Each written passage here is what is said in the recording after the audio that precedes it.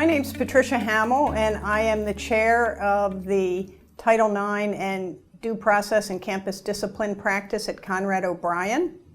And I'm Lorie Dakessian. I'm the vice chair of the Title IX Due Process and Campus Discipline group at Conrad O'Brien. And between the two of us, we've represented more than 100 students in the last 5 years who have been accused of various Title IX violations on their colleges or universities nationwide. And we also have represented faculty members. So the purpose today of us having a discussion is to talk about advising responding students and give some guidance on that based on our experience. During the course of an investigation and a disciplinary proceeding at a university, there are often interim measures that are imposed on a student, a respondent student, upon learning of an investigation. And these could take the form of a potential interruption to their ability to access classes, to access other services on campus. They could be in connection with a no-contact order. There may be an interruption to athletic activities, other social activities, and it's against that backdrop and these factors that emerge upon learning of a notice of investigation that a student may also have to confront the possibility of criminal exposure and may also be grappling with mental health issues. So there are a number of factors at issue upon learning of an investigation of a Title IX complaint, and the matter is quite high stakes, and so as a result it's very important that there's a skilled advisor to assist a respondent.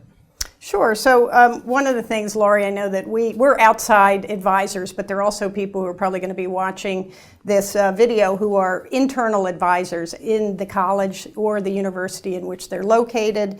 One of the things I think if somebody's an internal investigator or advisor, they need to make sure that there's no conflict of interest, that they can absolutely represent the interests of the responding student, the student that's been accused of a Title IX violation.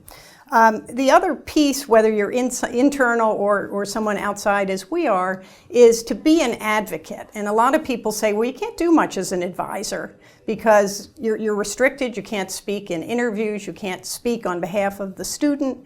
But there are many ways that you can be an advocate behind the scenes to make sure that the student that you're representing or advising is getting the best and fairest shake in this process.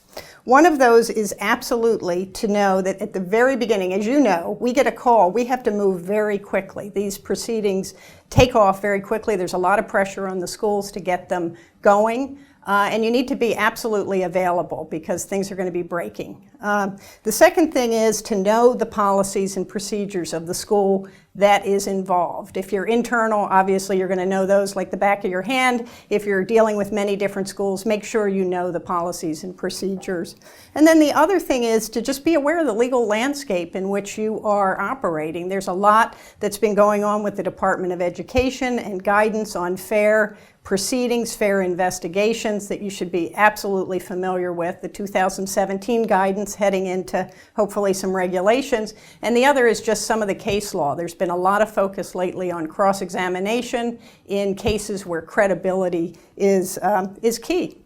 And as you mentioned, last September in 2017, the Department of Education issued interim guidance, which rescinded the prior guidance that had been issued by the Department of Education in 2011 and the 2014 questions and answers that accompanied that 2011 guidance. And we've been looking to the provisions set forth in the 2017 guidance for revisiting components of due process that need to be present in a university proceeding.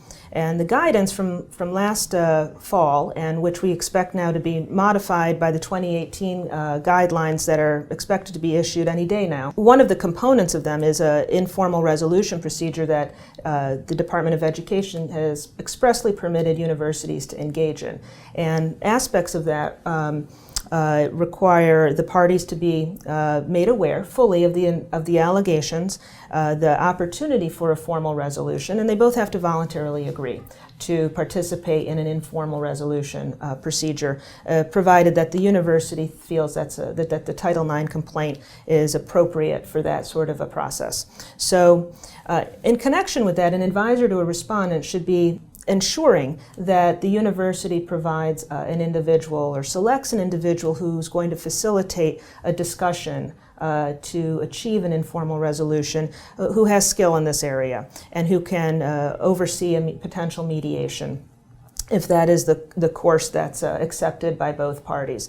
And as part of that process, the university official should ensure that the components are within the purview of a university. So, for example, if the parties agree to stay away from certain locations on campus, or to have restricted access to certain locations on campus, or access them only at certain times, that could be a component of a voluntary resolution between the parties. And an advisor should ensure that there's structure to the process, and that there are components that a university can monitor and ensure that the resolution will have effect, so that the two students can coexist for the duration of their time on campus. And I think the most